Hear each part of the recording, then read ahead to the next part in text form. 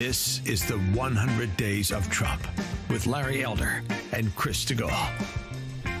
And it is the 100 Days of Donald Trump. Larry Elder, Chris Stigall. We continue with Chris Stigall's interview with Lara Trump. IOP never stops. They're always trying to sell and sow some narrative. And right now, even Axios, it's funny, over the weekend at the White House Correspondents' Dinner, as you saw, the guy from Axios, along with Jake Tapper, they've written this book on shame on us. We should have been more honest about Joe Biden. But even so, here Axios is peddling this stupid poll, totally fraudulent. It's obvious it's fraudulent. It's something called the American Values Survey. Most Americans now see Trump as, quote, a dangerous dictator. They're pushing that even today. Now, it's a stupid poll of 5,000 adults. We know how this works. That's not a poll. That's just nonsense. But here again, this dangerous dictator business, they're still pushing it, even though he's doing exactly what he was elected to do, Lara. Yeah, the people who voted for Donald Trump are incredibly happy with their vote. And you know, you want to talk about polling, you go ask those people. I think he got a 95 or 98% approval rating from the people who voted for him. They are very happy, and he's doing exactly what they sent him to Washington, D.C. to do. The problem you have with the left, and by and large with the legacy media, is these people don't really know who they are, and they don't really know what to do to fight against Donald Trump. My God, they threw everything in the world at this man over the past 8 years or so. They tried the first term to take him down. They impeached him twice. Then they went after him via lawfare. Then, we've escalated to people trying to assassinate him. You see how crazy they have gotten on the left. And so now I guess they're saying, well, let's go back to this resist playbook. Let's go back to the dictator in chief. They don't know how to fight against Donald Trump. What scares people in Washington, D.C. the most, what scares the establishment the most, is someone who pushes back, someone who, bucks the system and goes against the status quo. And that's exactly what this man has been doing. So I'm not surprised that Axios and all their friends want to go back to this same tired playbook. But I would just ask the Democrats, how's it worked for you? What did it get you guys? It got Donald Trump reelected with the most numbers he has ever had, the most approval he's ever had, and more people supporting him now than ever. So they're going to continue to double down on this, and I think they're going to continue to lose. I asked Caroline Leavitt last week at the White House, Lara, is she or you, is your father-in-law, Eric, are you guys a little bit blown away that they have died on the hill of biological men and women sports and trying to spring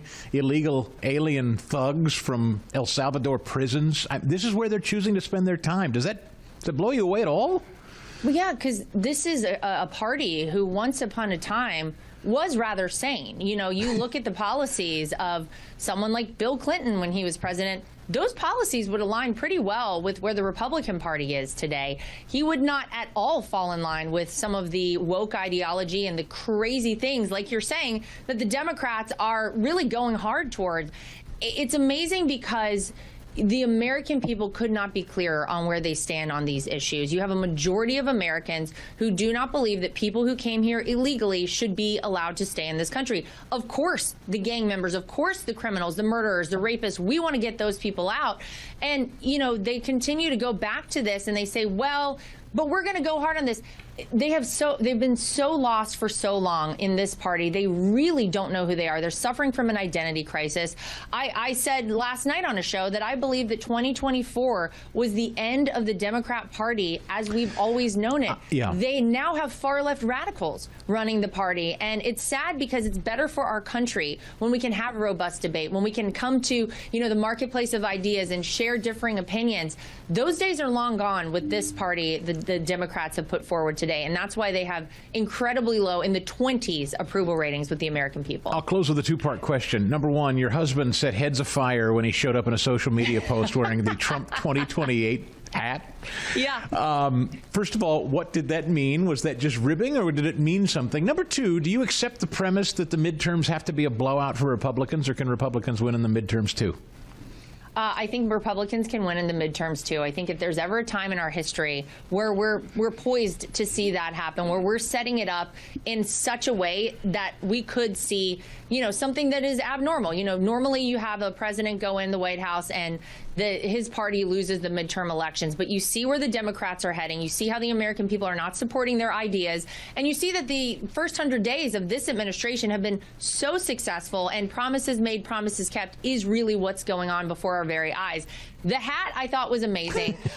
It means whatever you want it to mean. I got calls. Is your husband running for president? Are you running? Yeah. But let me tell you, the best part is that we know how to trigger the mainstream media. And man, those questions were rolling in. You know that the Constitution says 2 terms. You love it. It was so funny and fun. And those hats sold out like hotcakes in a few minutes. The Right View with Lara Trump, also on Fox News. You're doing fantastic with that. By the way, I wish I had the kind of access Lara Trump had. Hello, that show. It's an all-star, star-packed every episode. Great job out there. Thank you so much for your time on this 100 days, Lara. You got it. Thanks a lot. Chris, sometimes a hat is just a hat. That's right. It drove them crazy. They know how to rib them, don't they? My head was cold. I put on a hat. Come on, go figure. Chris, what do you make of the rise of someone like Jasmine Crockett? I know she's on the fringe, to be sure, but some of the stuff that she said, she attacked Byron Donalds for having a white wife. She talked about we're not going to go back to the fields, y'all. And I remember at one time people like that would have been pulled to the side by a Nancy Pelosi, by a Dick Durbin, by a Chuck Schumer, by somebody who'd say, look, I appreciate your energy, your youthful enthusiasm, but you have to tone it down. No one is saying anything to these people.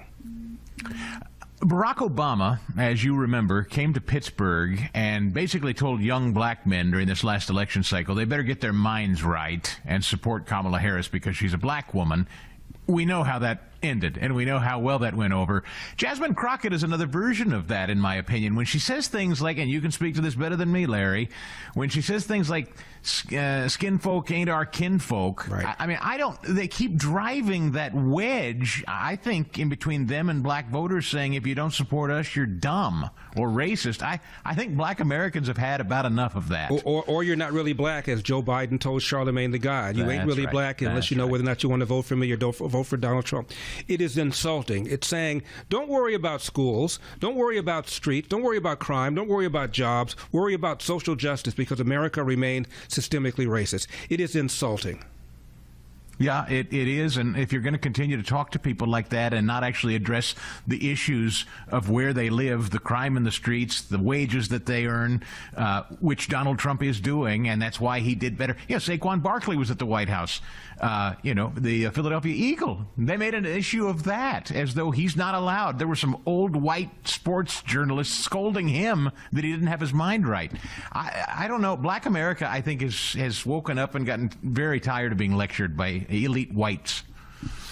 Speaking of an elite white, one of them, number 47, has probably dropped around 20 pounds, hasn't he? You haven't heard any more fat jokes recently. What happened to the fat jokes? No, wait, do you mean me? Because I've been on PhD weight loss. I've dropped 30 pounds myself, so maybe you mean me. I don't know. And no one is saying that Donald Trump should be removed from his social media anymore. Now people realize that it was a real strength to go around the mainstream media and communicate directly to the American people. We come back, we're going to have some of his speech that he gave today in Michigan.